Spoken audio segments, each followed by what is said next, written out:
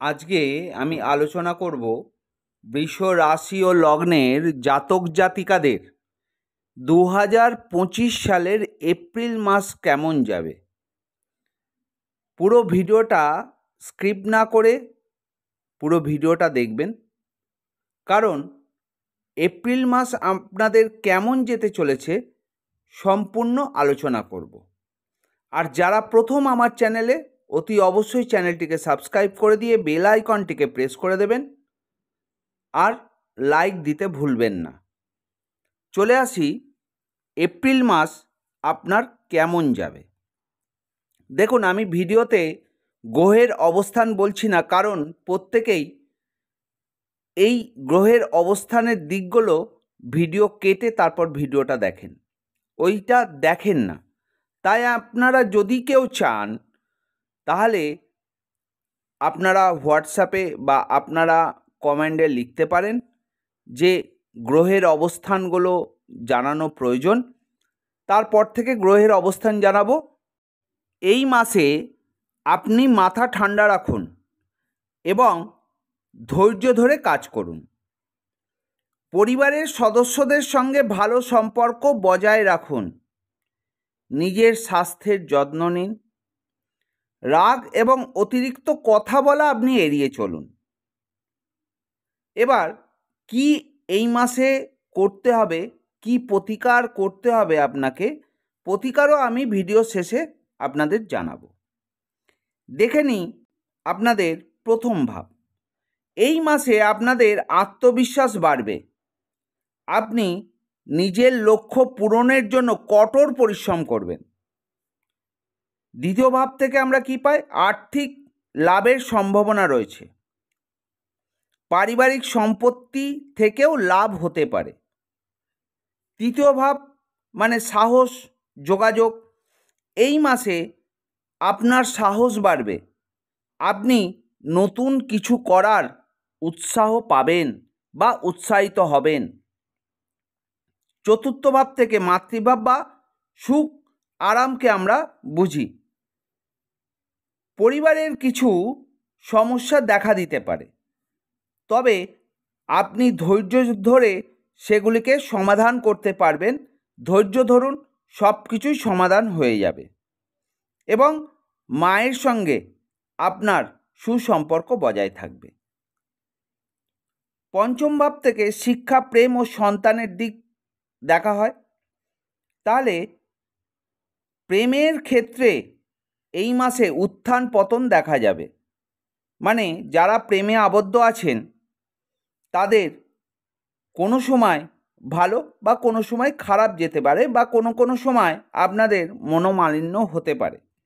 যারা বিদ্যা অর্জন করছেন তাদের ক্ষেত্রে মাসটি খুবই ভালো। আপনারা বিদ্যা অর্জনের ক্ষেত্রে সাকসেস পাবেন। আর যারা সন্তান নেবার চেষ্টা করছেন তাদের ক্ষেত্রেও কিন্তু খুব ভালো, আপনারা সাকসেস পাবেন। ষষ্ঠ ভাব থেকে আমরা স্বাস্থ্যকেও বিচার করি ও শত্রুকেও বিচার করি। স্বাস্থ্য ভালো থাকবে এই 2025 সালের এপ্রিল মাসে, তবে মানসিক চাপের কারণে কিছু সমস্যা দেখা দিতে পারে। কারণ মানসিক প্রেশার এই মাসে আপনার প্রচণ্ড থাকবে, তার ফলে আপনার শারীরিক দিকে কিছু অসুবিধা হবে। আর অতি অবশ্যই শত্রুদের থেকে সাবধান থাকবেন। আপনার কিন্তু প্রচুর শত্রু বাড়বে এবং শত্রুদের থেকে নিজেকে সামলে রাখুন। সপ্তম ভাব থেকে আমরা কি বিচার করি? বিবাহ বা ব্যবসা। বিবাহিত জীবনে কিছুটা সমস্যা দেখা দিতে পারে।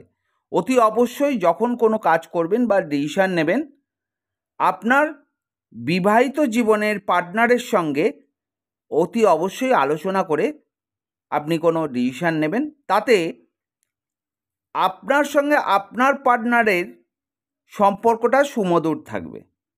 আর যারা ব্যবসার সঙ্গে যুক্ত, ব্যবসায় লাভ হবে। ব্যবসা আটকে থাকা টাকা আপনি আদায় করতে পারবেন। আর যারা পার্টনারশিপে বিজনেস করেন সেই বিজনেসেও কিন্তু আপনার লাভ হবে।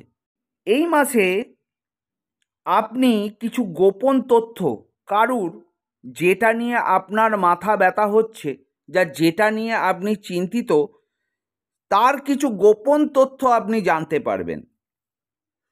নবম ভাব থেকে আমরা কি বিচার করি? ভাগ্য আর উচ্চ শিক্ষাটা বিচার করে থাকি।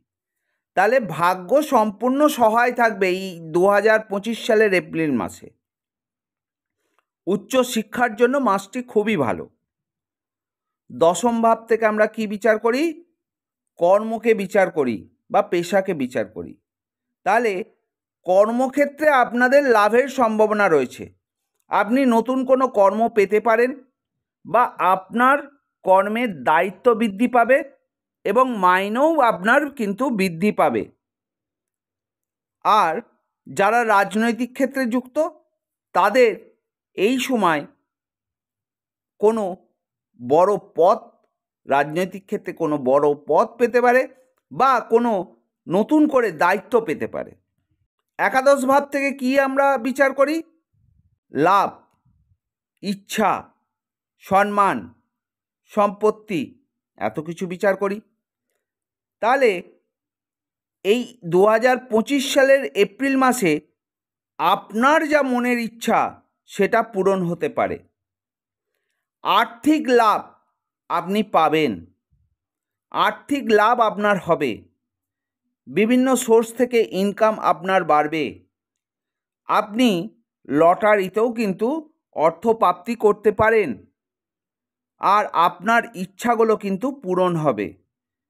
সম্পত্তির দিকেও কিন্তু আপনি লাভবান হবেন। নতুন করে আপনি কোনো জমি, গাড়ি, বাড়ি ক্রয় করতে পারেন। আর দ্বাদশ ভাব থেকে আমরা ব্যয়কে বিচার করি। তাহলে এই মাসে আপনার ব্যয় বৃদ্ধি হবে। যে কোনো কারণে, কোনো না কোনো কারণে ব্যয় কিন্তু আপনার বাড়তে চলেছে। আর আপনি যদি আধ্যাত্মিক লাইনে থাকেন, সেই আধ্যাত্মিক লাইনে আপনার উন্নতি হবে। আর যারা নেই, তাদের আধ্যাত্মিক বিষয়ে আগ্রহ বাড়তে দেখা যায়। এবার বলি, এই মাসে ভালো থাকতে হলে বা আপনার চাপ কমাতে হলে বা আপনার মনের চাপ যদি কমাতে হয়, নিজেকে ভালো রাখতে হয়, তাহলে আপনাকে কি করতে হবে? আপনাকে শুক্রদেবের বীজমন্ত্র জপ করতে হবে প্রতিদিন 8 বার বা 108 বার বা 28 বার শুক্রের বীজমন্ত্র আপনারা জপ করুন। তাহলে নেতিবাচক প্রভাব থেকে আপনি অনেকটা দূরে থাকবেন। এই ছিল 2025 সালের এপ্রিল মাসের বৃষ রাশি ও লগ্নের রাশিফল। তাহলে ভালো লাগলে লাইক করতে ভুলবেন না, সাবস্ক্রাইব করতে ভুলবেন না। সব শেষে বলি, ভালো থাকবেন, সুস্থ থাকবেন, সাবধানে থাকবেন। ওম নমঃ শিবায়।